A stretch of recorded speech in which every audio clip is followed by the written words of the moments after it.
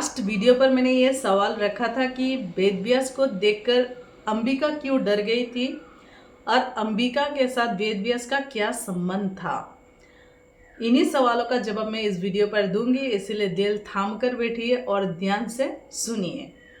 महाभारत कथा के अनुसार जब सत्यवती का शादी नहीं हुई थी शांतनु से, उस वक्त की बात है कि सावित्री का एक पुत्र था जिनका नाम है वेदव्यास और उनका पिता का नाम है ऋषि पराशर। लेकिन जब सत्यवती का शांतनु के साथ, शांतनु यानी कि हस्तिनापुर का राजा, उनके साथ जब शादी होता है तब उनके दो पुत्र होते हैं जिनका नाम है चित्रांगन और बड़ा होता है, और छोटा वाला जो है वो विचित्रवीर। लेकिन चित्रांगन के मौत के बाद विचित्रवीर को राजगद्दी संभालने का अधिकार दिया जाता है, यानी कि संभालने का दायित्व दिया जाता है। और उसके बाद लेकिन वो एक राजा के हिसाब से वो इतना योग्य नहीं था, जिसके कारण भीष्म काशीराज का राजा काशीराज ने जब उनके 3 पुत्री थे उनके लिए जब स्वयंवर रचाया था, तो उन्हीं स्वयंवर में जाके भीष्म ने 3 पुत्रियों को लेके आया था विचित्रवीर के पत्नी के रूप में।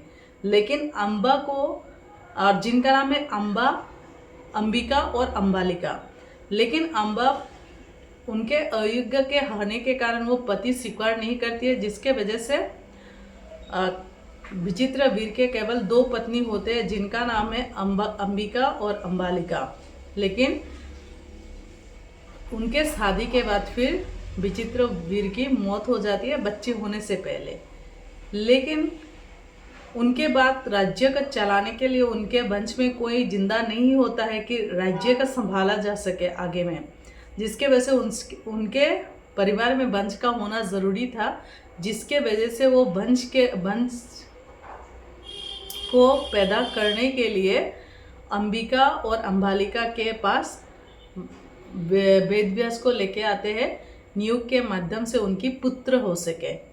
तो जिसके वजह से जब वेदव्यास आते हैं अंबिका के सामने, तो अंबिका डर के मारे, क्योंकि वो ऋषि था और उन्हीं के रूप को देखकर वो डर जाती थी, इसके वजह से धृतराष्ट्र अंधा पैदा होता है। और अम्बालिका उनको वेदव्यास को देखकर जब डर के मारे पीली पड़ जाती है, जिसके वजह से उनका जो पुत्र पैदा होता है वो पांडव बोल के जिन्हें जाना जाता है, यानी कि धृतराष्ट्र और पांडव। बड़ी वाली बहन मतलब अंबिका का बेटा होता है धृतराष्ट्र और अम्बालिका का पुत्र होता है पांडव। तो यही थी कहानी दोस्तों। मैं और आगे नेक्स्ट जो वीडियो बनाऊंगी उसमें और बाकी सारे कॉन्सेप्ट जो है वो मैं क्लियर करूंगी। ऐसे छोटे छोटे जो इन्फॉर्मेशन है वो मैं आपको बताऊंगी और मतलब कोशिश करूंगी कि मैं आपकी कॉन्सेप्ट को क्लियर कर सकूं। ये मेरा एक छोटा सा कोशिश है। मैं आशा करती हूँ मेरी ये कोशिश आपको ज़रूर पसंद आया होगा, और अगर पसंद है तो वीडियो को अपने दोस्तों से शेयर करें और लाइक करें, कमेंट करें अगर कुछ कहना चाहते हो तो।